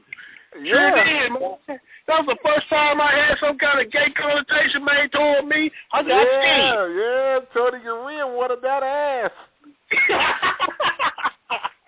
You remember we used to try to get you to get with Pat to do work for the team? Okay, all right, okay, ho. We ain't saying no names. Whoa. Take one for the team. Wait, you ain't gonna get us kicked off the radio. You gonna get us killed. We're gonna be floating in the river. We're gonna be floating in the river. I'm trying to say we're gonna be the next two wrestling casualties. What happened to Oscar and Mo? They ain't a catering. Yeah, so if they invite us to do a DVD shoot next week, I ain't going. I ain't going to catering. Nah, hey, I ain't going up there, period. You gotta talk about some damn... Get off the damn radio before you get us in trouble.